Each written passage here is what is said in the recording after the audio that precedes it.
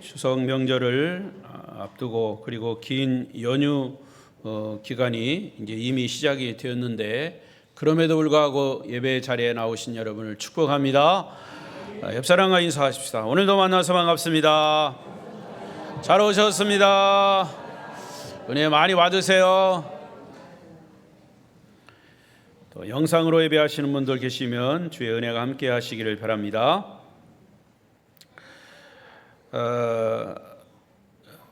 우리 장로님께서 지금 기도하셨지만 또 광고했지만 다음 주일이면 제가 이제 마지막 고별 설교를 하고 46년의 목회 임기를 마치게 되는데요. 로마서를 쭉 설교했죠. 그런데 제가 다른 주제를 뽑아서 한 게 아니고 쭉 이어가면서 했는데 오늘 이제 다음 주 고별 설교는 이제 다른 주제를 가지고 하겠습니다만은 오늘 주일날 낮에 마지막 설교를 딱 이제 준비하면서 보니까 지금 이 시점에서 가장 적절한 그런 말씀으로 됐어요. 일부러 하려고 한 게 아니고 자연스럽게 교회는 하나다, 한 지체다 하는 그런 말씀으로 규결이 되겠습니다. 그래서 오늘 말씀의 주제는 교회는 한 지체입니다. 이게 주제입니다. 시작. 교회는 한 지체입니다. 하나다 그 말입니다. 로마서 12장에 기록된 이 12장부터 기록된 것은 구원받은 자로서의 삶은 어떤 삶이어야 하느냐 하는 것을 말씀하죠. 여러분이 구원받았다라고 하는 사실을 무엇으로 증명할 수 있겠습니까? 여러분 마음의 확신을 가지고 첫째는 우리가 증명할 수 있겠죠 뭐. 그런데 나를 비롯한 다른 사람이 정말 저 사람은 구원받은 것 같다 이렇게 증명할 수 있는 것은 그 사람의 삶입니다. 삶. 구원받은 자로서의 삶. 그래서 바울이 로마서 12장부터 16장까지 이런 구체적인 삶을 쭉 피력해 놨어요.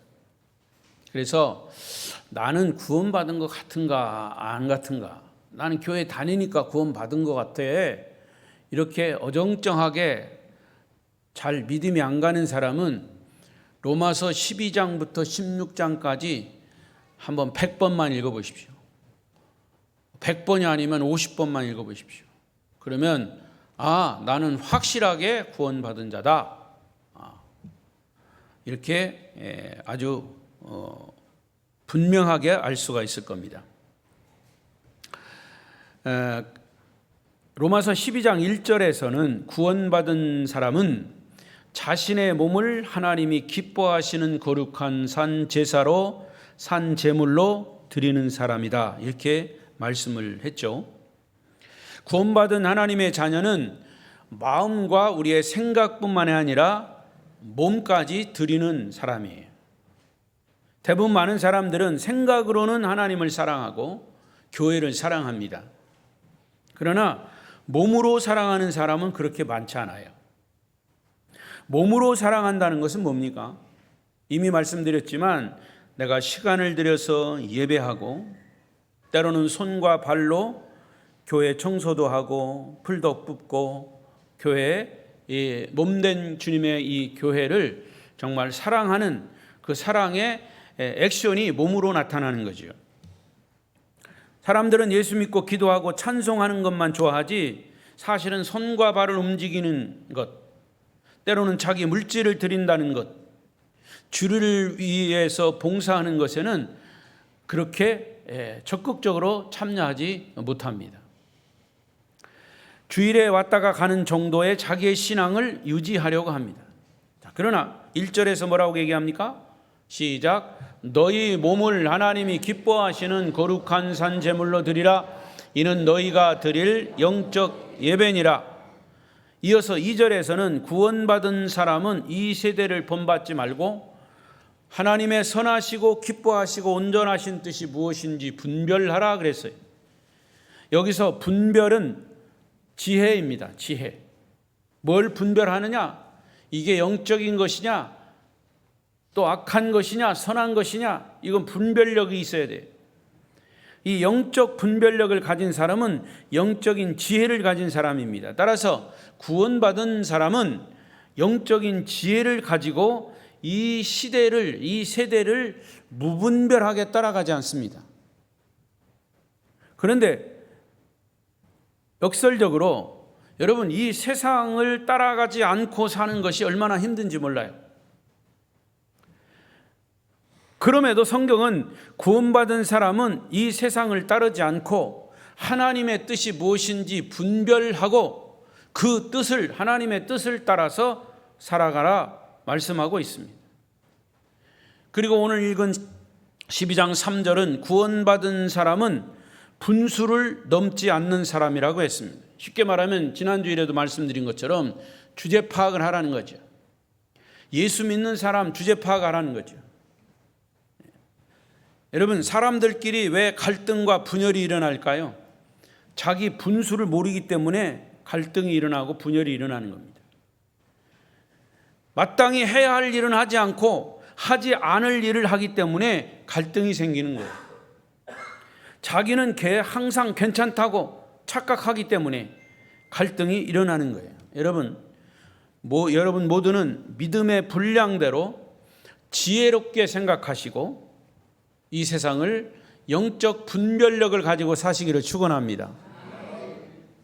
자, 이어서 오늘 4절 5절에서 구원받은 사람은 어떤 삶을 사는 사람인가를 찾아보겠습니다. 4절 5절 읽어요. 시작. 우리가 한 몸에 많은 지체를 가졌으나 모든 지체가 같은 기능을 가진 것이 아니니 이와 같이 우리 많은 사람이 그리스도 안에서 한 몸이 되어 서로 지체가 되었느니라. 자, 이 두 구절에서 우리는 세 가지를 찾아볼 수 있습니다. 교회란 뭐냐? 이것이 4절 5절에서 명확하게 나와 있어요. 교회는 그리스도의 몸이다, 그겁니다. 따라하십시다. 교회는 그리스도의 몸이다. 여기 5절에서 뭐라고 그러냐면 우리 많은 사람이 그리스도 안에서 한 몸이 되어 뭐가 됐다? 서로 지체가 됐다. 여러분, 지체라는 말은 뭐예요? 팔다리요. 팔다리. 지체입니다. 지체.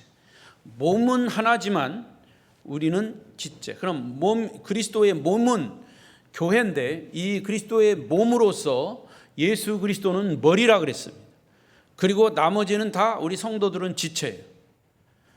여러분, 내일 추석을 앞두고 오늘 그럼에도 불구하고 가서 예배 드려야 되겠다. 누가 명령했어요?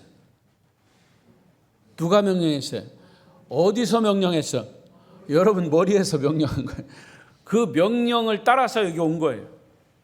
아마 생각이 많았을 거예요. 이거 어디로 갈 거냐? 이리 갈까 저리 갈까? 차라리 돌아갈까? 예? 막 고민했을 거예요.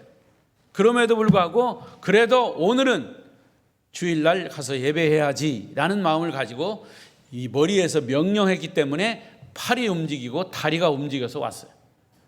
그게 몸의 특성입니다.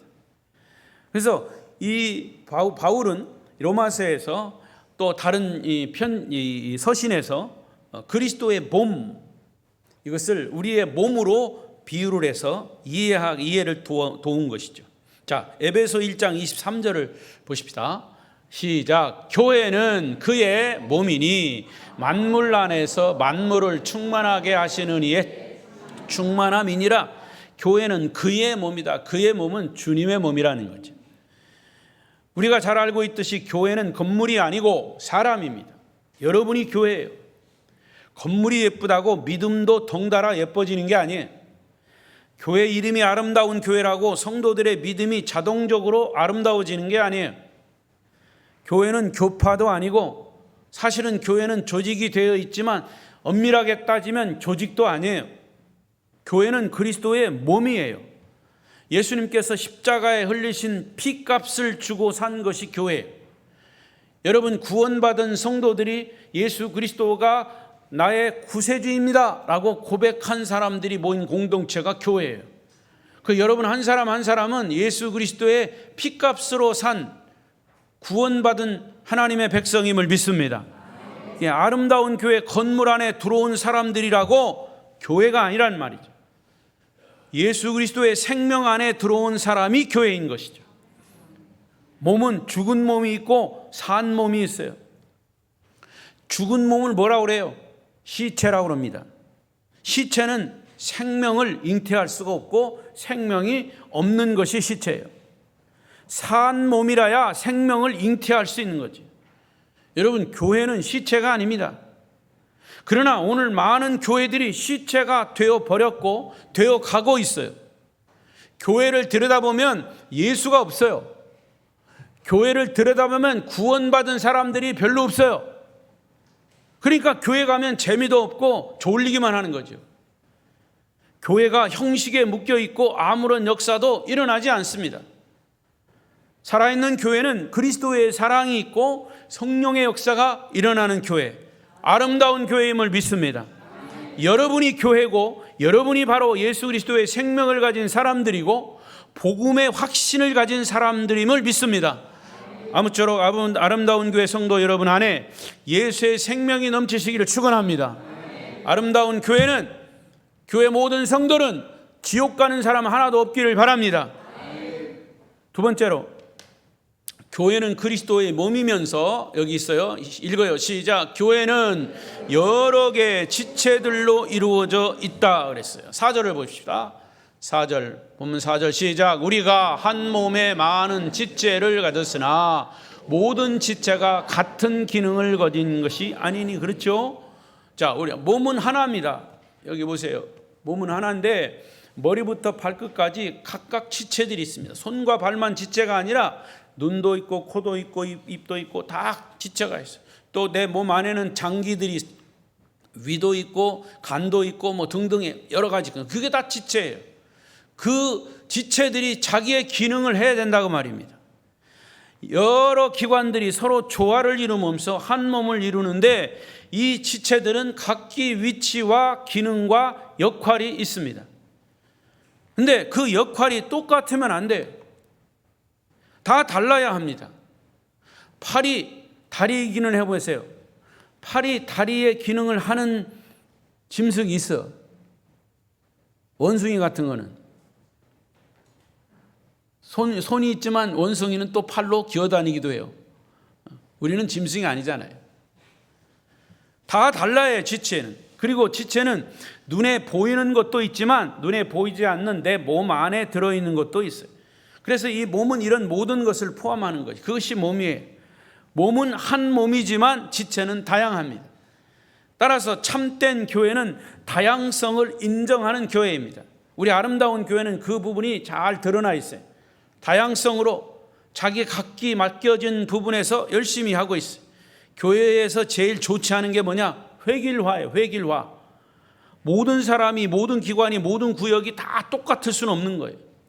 오히려 개성이 있어야 돼. 하나님 주신 달란트를 잘 활용해야 돼. 창의성이 있어야 돼. 큰 사람이 있으면 작은 사람도 있고, 부자도 있으면 가난한 사람도 있고, 배운 사람이 있으면 배우지 못한 사람도 있는 거죠. 또 어른이 있으면 어린이도 있고, 청년이 있으면 장년이 있고, 노인이 있으면 젊은이도 있는 거죠. 이 모든 이들이 연합하여 교회를 이루는 것이죠. 할렐루야. 하나님은 여러분 한 사람 한 사람을 똑같이 사랑하십니다. 여러분이 어떤 모습으로 있든지 하나님께는 다 의미가 있어요. 목적이 있고 이유가 있어요. 여러분이 거기에 계신 것은 하나님께는 이유와 목적이 다 있기 때문에 그 자리에 있는 거예요. 그것이 은혜이며 축복입니다. 또 그것이 교회입니다. 그런데도 우리가 잘못 생각하는 것이 있는데, 나하고 다르면 자꾸 틀렸다고 비판합니다. 왜 저 사람은 그래? 왜 누구는 그래? 물론 정석에서 벗어나면 틀린 거지만 정석에서 벗어나지 않고 믿음에서 벗어나지 않는다면 우리는 다 틀린 게 아니고 다른 거예요. 나하고 다른 것을 자꾸 비판할 것이 아니라 오히려 그것을 아름다운 것으로 인정해주고 격려해주고 칭찬해 주어야 합니다. 나하고 다른 점을 격려해주고 내가 갖지 못한 것을 그 사람이 가진 것은 오히려 다행스러운 거예요. 할렐루야. 키가 150인 사람만 있으면 어떻게 합니까? 170인 사람이 있어야 높이 있는 물건을 끄집어내고 하죠. 물론 작은 사람은 뭐 의자 놓고 해도 돼요. 내가 그랬으니까.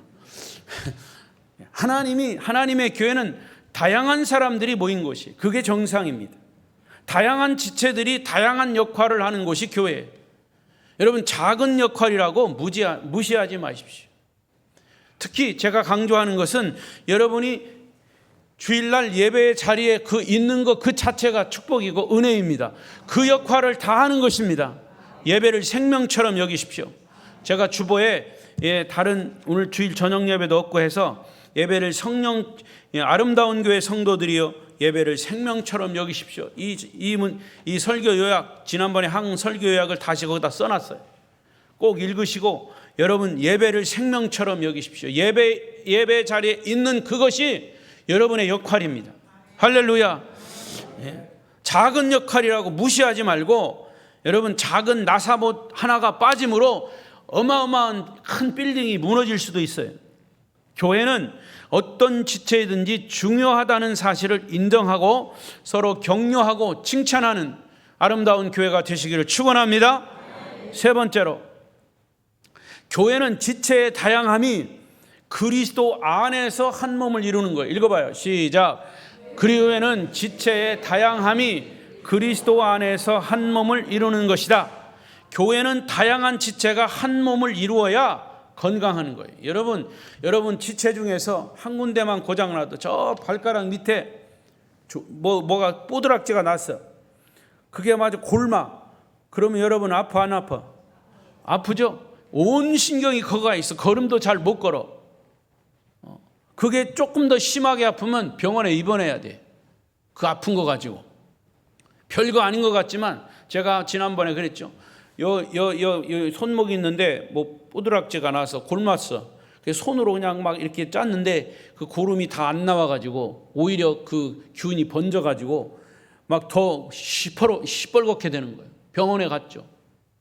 갔더니 수술해야 된대요. 그래서 수술했잖아요. 남 수술했다고 뭐 별로 관심도 없네. 그거 별거 아닌 거 가지고 그랬더니 그게 막 번지더라고요. 그래서 수술실에 가서 수술했어요. 마취해가지고 여기 마취해서. 지금은 이제 괜찮습니다만은 작은 거를 무시했다가는 그렇게 된다 그 말이에요. 여러분 교회 안에도요, 작은 것, 자기의 역할, 몸 지체도 자기 역할을 하지 못하면 고장나서 아프기 시작한 거예요. 아프기 시작해. 내 몸에 있는 팔다리나 몸속의 장기가 고장나면 아무것도 할 수 없어요. 치료할 때까지 병원 다녀야 되고 때로는 병원에 입원해야 돼요. 교회 성도 하나하나가 건강한 신앙을 가지고 자기 역할을 할 때 그것이 바로 하나님이 원하시는 건강한 교회인 줄로 믿습니다. 제가 목회 46년 동안 하면서 가장 신경 쓰였던 게 교회가 평화롭게 참 안전하게 건강하게 가야 되는데 그렇지 않아요. 많은 사람들이 있으니까. 별별 사람들이 다 있어요.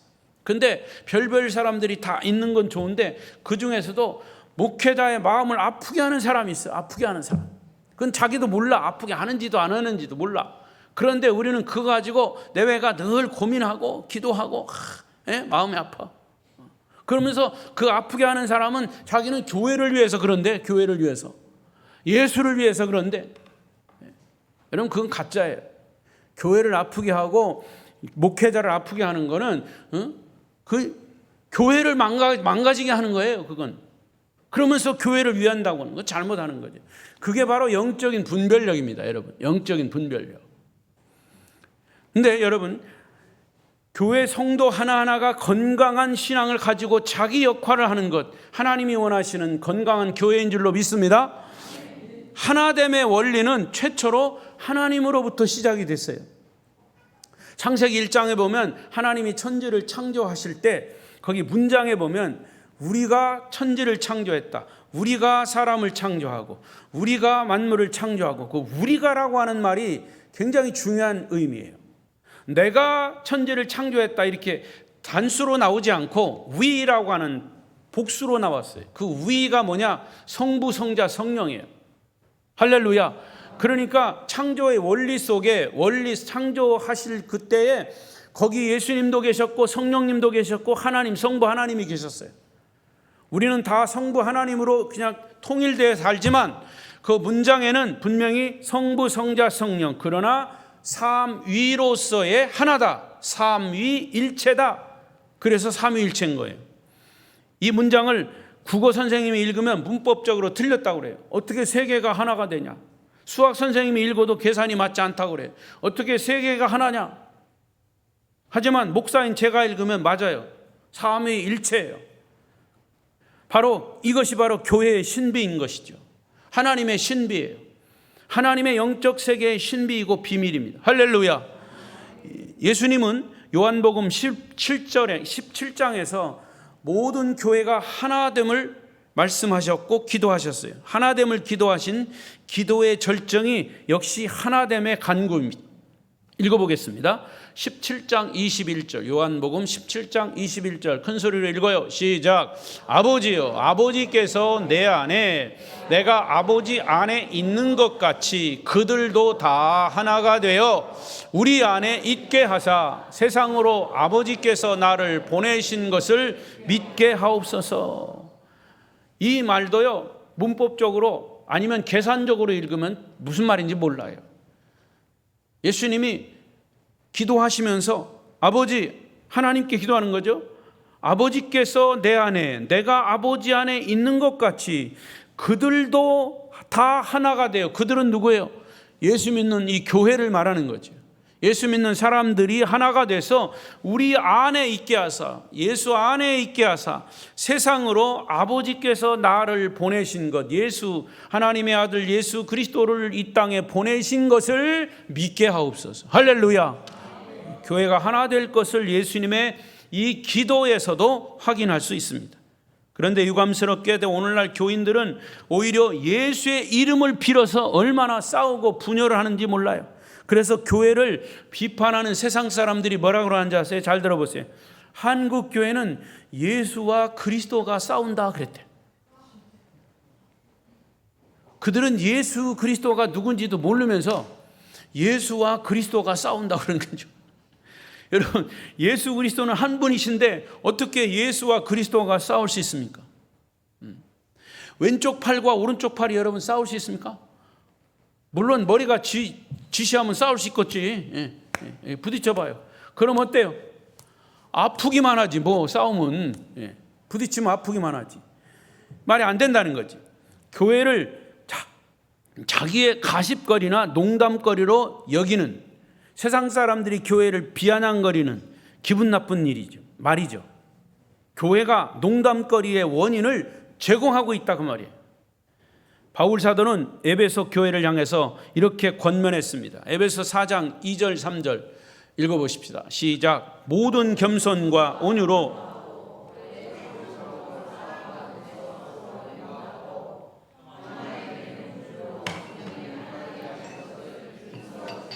교회가 하나 되는 일을 힘써 지켜라 그랬어요. 어떻게 지키라? 모든 겸손과 온유로 하고 오래 참음으로 사랑 가운데에서 서로 용납하고 평안에 매는 줄로 성령이 하나 되게 하신 것을 어떻게 하라?